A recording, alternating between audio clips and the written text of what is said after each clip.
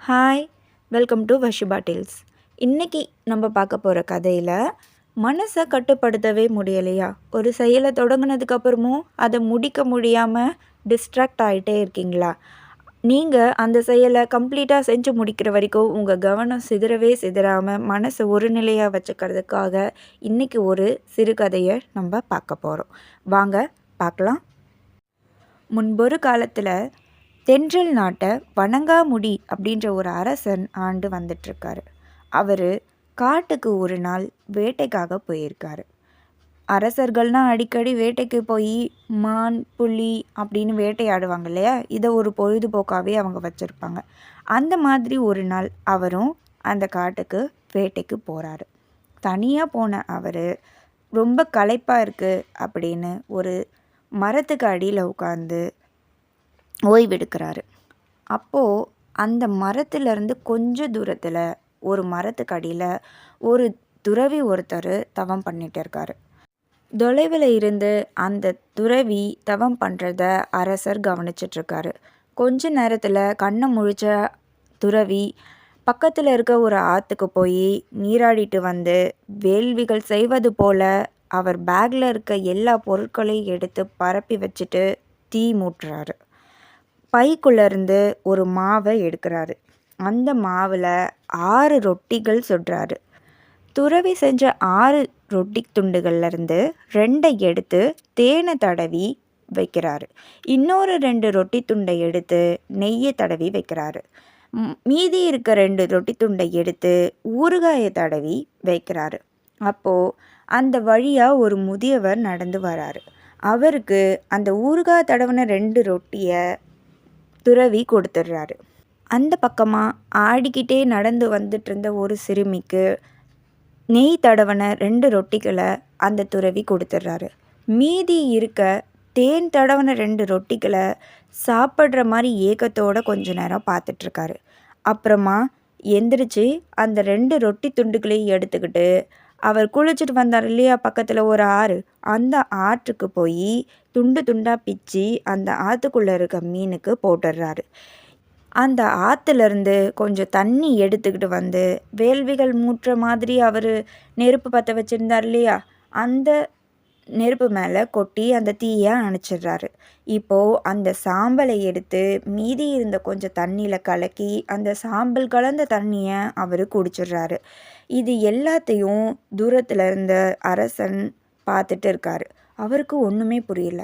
எதுக்காக இந்த இந்த துறவி மாவை எடுத்தார், ரொட்டி சுட்டார், அதை வரவங்க போகிறவங்களுக்கெல்லாம் கொடுத்தாரு, மீதியை கொண்டு அந்த ஆற்றுக்குள்ளே போட்டாருன்னு இப்படி ஒரே குழப்பம். என்ன பண்ணலான்னு யோசிச்சுட்டு இருந்த அரசன், சரி துறவிக்கிட்டேயே போய் கேட்டுடலாம் அப்படின்ட்டு துறவிக்கிட்ட போய் கேட்குறாரு.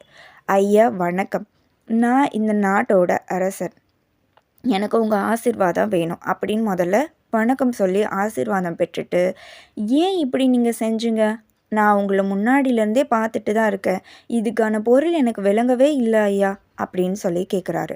உடனே துறவி சிரிச்சுக்கிட்டே அரசனுக்கு பதில் சொல்கிறாரு.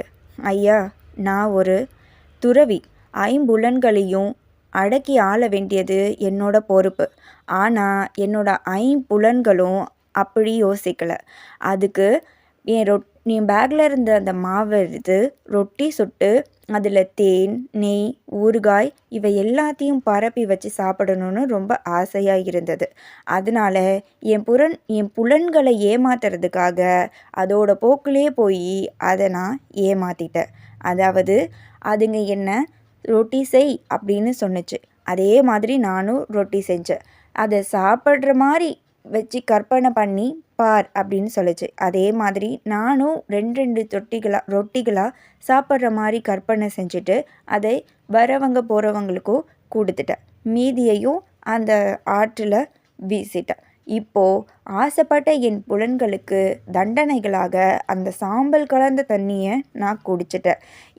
இது மாதிரி அதோட போக்கிலே போய் அதை நான் அடக்கி ஆள முயற்சி செஞ்ச. இனிமே என்னோட புலன்கள் இந்த மாதிரி ஆசைப்படாது அப்படின்னு சொல்லி முடிக்கிறாரு. இந்த பதிலை கேட்ட அரசன் ரொம்ப ரொம்ப மகிழ்ச்சியோடு, "உங்கள மாதிரி ஒரு நல்ல துறவிய சந்திச்சதுல எனக்கு ரொம்ப ரொம்ப மகிழ்ச்சி" அப்படின்னு சொல்லி ஆசீர்வாதம் பெற்றுட்டு அங்கேருந்து அவரோட நாட்டை நோக்கி பயணிக்கிறாரு. வலிமையான புயல் எவ்வளோ பொருட்சேதங்களை கொடுத்தாலும் பாறையால் ஆன மலையை அதால் எதுவுமே செய்ய முடியாது. அந்த மாதிரி தாங்க நம்ம எண்ணம் எப்போ வலிமையோடு இருக்கோ அப்போது எந்த டிஸ்ட்ராக்ஷனும் நம்மளுக்கு கண்ணுக்கு தெரியறது கிடையாது. எண்ணங்களை எப்போவும் வலிமையாக வச்சுக்கோங்க. இந்த விஷயத்தை செஞ்சே முடிக்கணுன்ற தீர்க்கத்தோட ஒரு செயலை ஆரம்பித்து அதை வெற்றி கொள்ளவும் செய்யுங்க. அதை மீறியும் உங்களால் உங்கள் டிஸ்ட்ராக்ஷன்ஸை கண்ட்ரோல் பண்ண முடியல அப்படின்னா, இந்த கதையில் வர துறவி செஞ்ச மாதிரி உங்கள் மனசோட போக்குலேயே போய் அதை வெற்றி கொள்ள முயற்சி செய்யுங்க. உதாரணத்துக்கு ஒரு எக்ஸாமுக்கு நீங்கள் இப்போ படிக்கிறீங்கன்னு வச்சுக்குவோம்.